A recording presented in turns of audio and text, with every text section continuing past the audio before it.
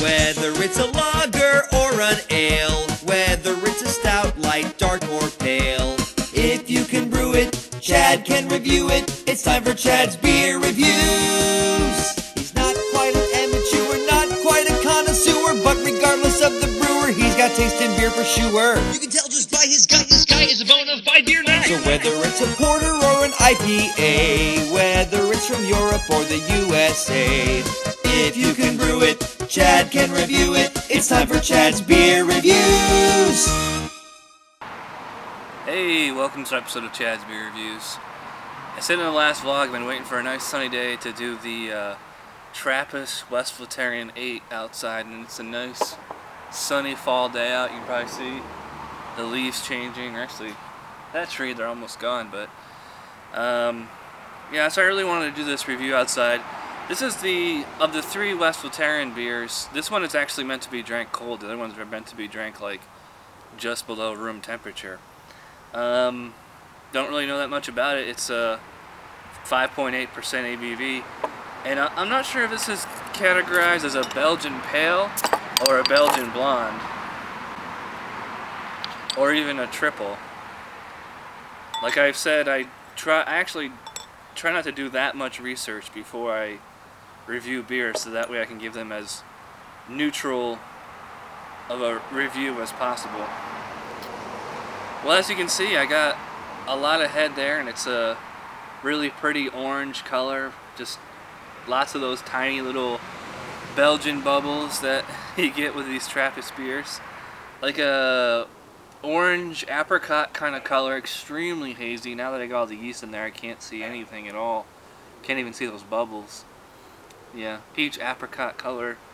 Nice two-finger, bright white head. I can tell even with my sunglasses on here. It's, you know, like those super tiny bubbles. It smells like, kind of like apple cider. In fact, it smells a little bit skunky.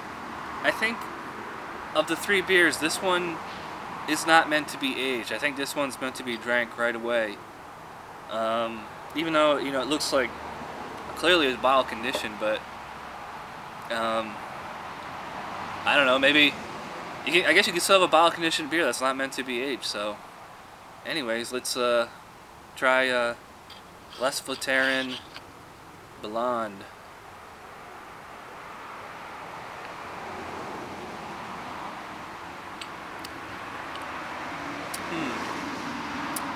Not quite as robust as I thought it was going to be. There's a touch of sourness in the palate. Like I said, like there's like that tiny bit of skunk in the scent, and it kind of comes through in the taste. Definitely has that characteristics of the Trappist. Getting that kind of powdery, kind of doughy spice, or well, not spice, but just like the peppery sensation on the tongue as it's going across. Leaves a little bit of a dry aftertaste, slightly bitter. It's starting to taste kind of like white wine now. I'm getting like kind of a white grape kind of flavor, which might explain the sourness. Not really getting a whole lot of other fruits in there. I mean, maybe some pear. I would not call this citrusy though. It's the first Trappist beer I've had where you can't taste the alcohol, which, you know, is understandable. It's only 5.8%. Pretty, you know, I'd say it's like medium bodied to light bodied. There isn't actually a whole lot of body to it. You know, it's definitely not a robust beer, but I don't think it's meant to be. I think this is, you know, the Trappist equivalent of like a summer seasonal almost, even though they make it year-round. Starting to get a little bit more flavor now.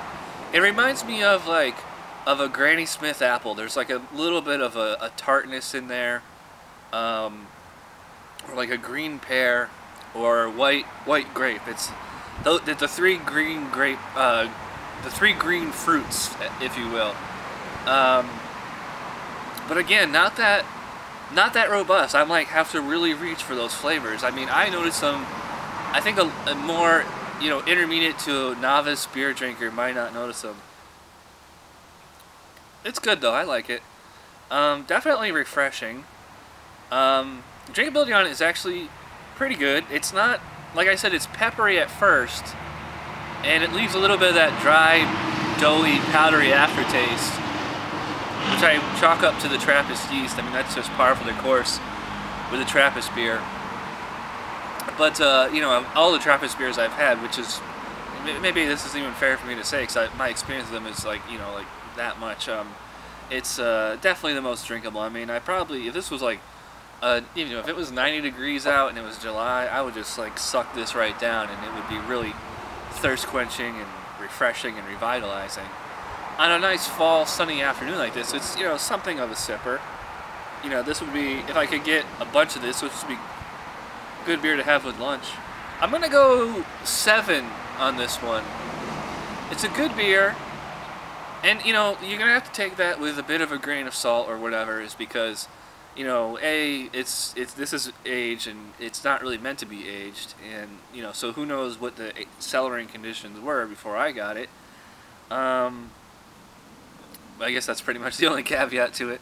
I would love to see somebody, if they could get a fresher bottle and review this to see what the difference would be. You know, this definitely is not mind-blowing, but it's, you know, it's definitely a solid performer. I really like it, and I think I'm probably the only person on YouTube to have reviewed the Blonde. Again, 7 out of 10 for Westvleteren Blond. It's a good beer. I would definitely like to try this again, especially a younger bottle. That's you know, ironic to say about a Trappist Belgian beer. So, yeah, if you can find this, sure, go for it. I mean, just out of the bragging rights alone. So, anyways, I'm going on way too long here. So, thanks for watching, and I'll see you guys next time. Bye.